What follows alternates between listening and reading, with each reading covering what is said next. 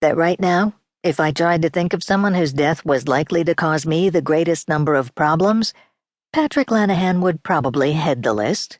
Who knew how long the penguins, llamas, and camels would be with us? Or, for that matter, how many other people Dad had already told that they could drop off their unwanted animal visitors with me.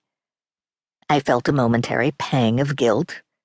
I didn't particularly like the fact that my first reaction to hearing about the death of another human being was annoyance at how it would inconvenience me.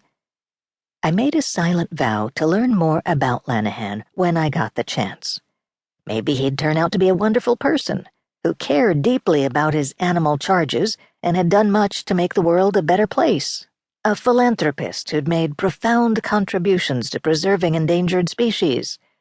Or at least a decent guy who hadn't deserved whatever had happened to him. For the time being, though, I felt a strong but unreasonable grudge against him. I realized that Chief Burke was frowning at me. "How well did you know Lanahan?" he asked. He was holding his little notebook, and, unlike my notebook, in which I tried to capture everything in the world I needed to remember, the chief scribbled in his notebook only when someone said something that might turn out to be evidence. "Not at all," I said. "I've met him, but I can't say I know him, though I had every reason for wanting to keep him alive." "Why is that?" the chief asked. "With him gone, who knows how long we'll be stuck with the penguins and llamas." "Llamas?" Dad said. "How exciting!" He scurried toward the backyard, presumably to commune with the llamas. "And camels," I called after him.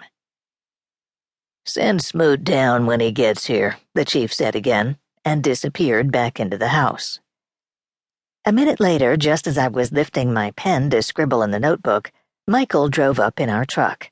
I could see my 12-year-old nephew Eric in the passenger seat holding Spike, our furball of a dog. A small clutch of cousins sat in the truck bed. Cousin Horace leaped out before Michael had completely stopped and sprinted for the house. "You think the chief can use me?" he shouted. "Probably, down in the basement." He waved and continued on into the house. Michael was close on his heels, but instead of dashing into the house, he enveloped me in a reassuring hug. "Are you all right?" "I'm fine," I said, more exasperated than anything else.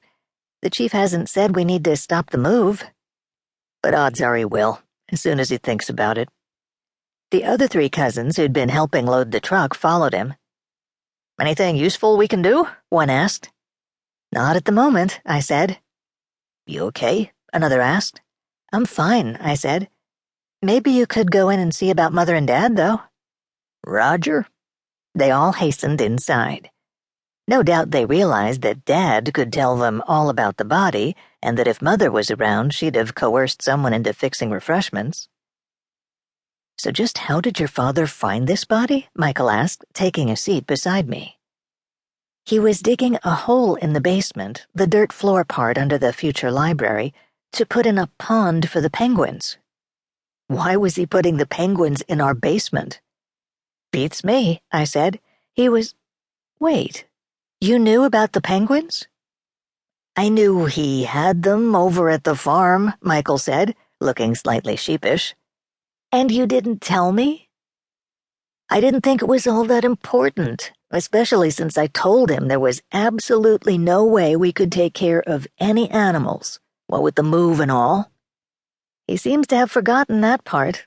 People are starting to drop by and leave animals here." "Perhaps he misinterpreted me," Michael said with a sigh, "and assumed that as soon as we'd moved in, we'd be happy to have animals." "Even so, he's jumping the gun, letting people bring them today," I said. "And already—" "Where's Eric?" "Putting Spike in his pen." "He can't do that," I said, jumping up and racing toward the backyard. "It's full of llamas." I could hear Spike barking somewhere in the backyard as I ran, and I feared the worst. Fortunately, when I turned the corner, I saw that Eric was still gazing at the llamas in rapture, while Spike, predictably, was straining at the end of the leash at his attempt to attack them. Dad, of course, had disappeared. The llamas were humming,